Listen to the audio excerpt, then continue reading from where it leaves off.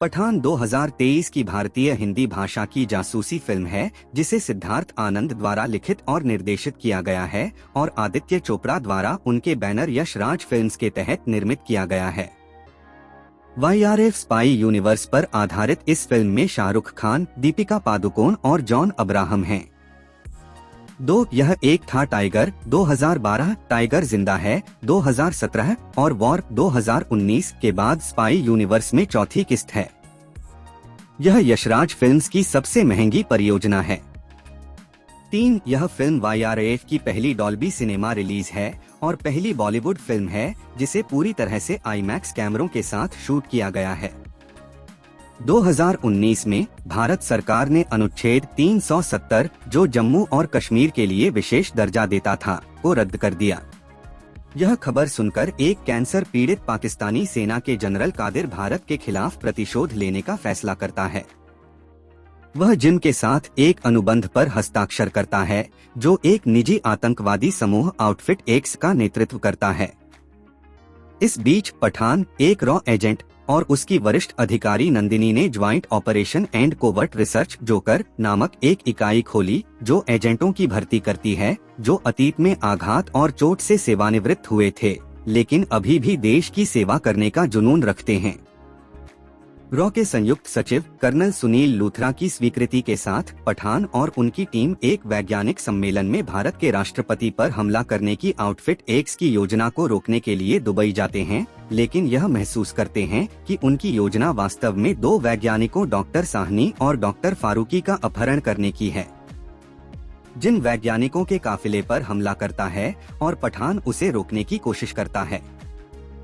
जिन doctor Sahni के साथ भागने में सफल हो जाता है जबकि डॉक्टर फारूकी बच जाते हैं।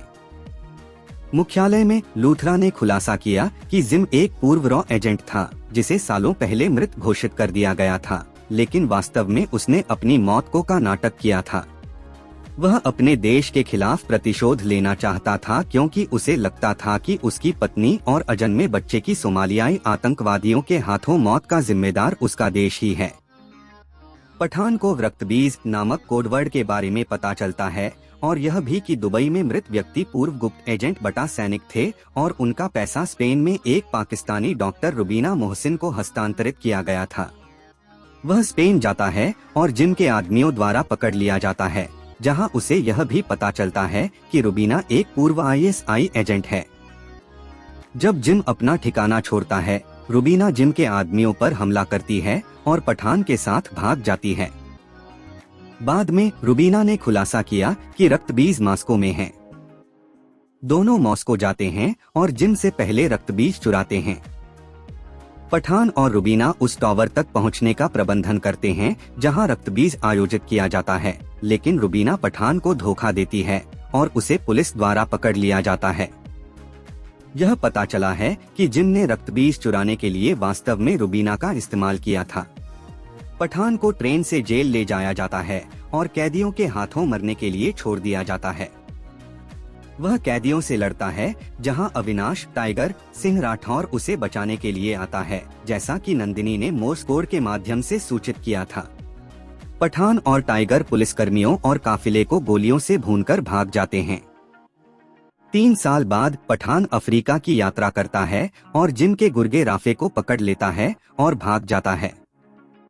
बाद में वह रूस में अपने ठिकाने पर नंदिनी से मिलता है और जिम द्वारा 2 मिसाइल खरीदने के बारे में बताता है, जहां नंदिनी पेरिस में रुबीना के ठिकाने का खुलासा करती है। पठान रुबीना से मिलता है जो बताती है कि रक्तबीज एक वायरस है जो कुछ घंटों के भीतर एक व्यक्ति को मार देगा और जिम डॉक्टर साहनी की अनिच्छुक मदद से वायरस फैलाने की योजना बना रहा है। वह यह भी बताती है कि पठान को धोखा देने के बारे में उसे यह पता नहीं था कि उसका देश इस तरह के जघन्य हमलों की योजना बना रहा है। रुबीना जिम की लैब के स्थान का खुलासा करती है जहां पठान और उनकी टीम लैब पर हमला करती है और वायरस लेकर भाग जाता है। पठान और उनकी टीम वायरस के लिए एक टीका तैयार करने के लिए भारतीय संक्रामक रोग संस्थान IICD जाते हैं, जहां जिम उन्हें बुलाते हैं और बताते हैं कि पहले ही लैब में वायरस फैला चुका है। संक्रमित वैज्ञानिक नंदिनी के साथ लैब में मर जाते हैं, जिससे पठान जिम को पकड़ने के लिए दृढ़ संकल्पित हो जाता है।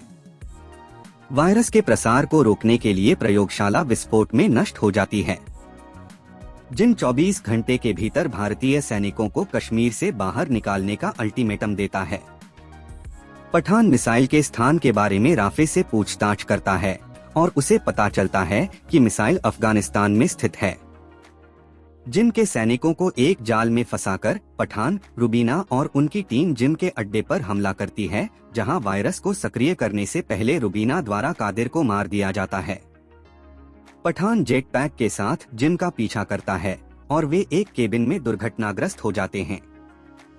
इस बीच रुबीना को पता चलता है कि रक्तबीज मिसाइल में नहीं है, बल्कि दिल्ली की ओर उतरने वाले एक यात्री से भरे हवाई जहाज में है। वह पठान को सूचित करती है, जिसे पता चलता है कि जिम के पास डेटोनेटर है। लूथरा ने विमान को दिल्ली में उतरने से रोकने के लिए हवाई यातायात नियंत्रण को फोन किया। केबिन में पठान और जिम लड़ते हैं, जहां जिम द्वारा छुरा घोंपने के बावजूद पठान ने डेटोनेटर चुरा लिया और रक्तबीज को निष्क्रिय कर दिया। इस प्रकार यात्रियों को बचाया और जिम को चट्टान से फेंककर मार डाला। इसके बाद पठान को बहाल कर दिया गया और जेओसीआर के प्रमुख के रूप में बनाया गया, जबकि नंदिनी को उनकी बहादुरी के लिए मरणोपरांत सम्मानित किया गया। क्रेडिट के बाद के दृश्य में पठान और टाइगर को सेवानिवृत्त होने और युवा एजेंटों का सुझाव देने के बारे में सोचते हुए देखा जाता है, जो उनके नाम का खुलासा किए बिना उनकी जगह ले सकते हैं।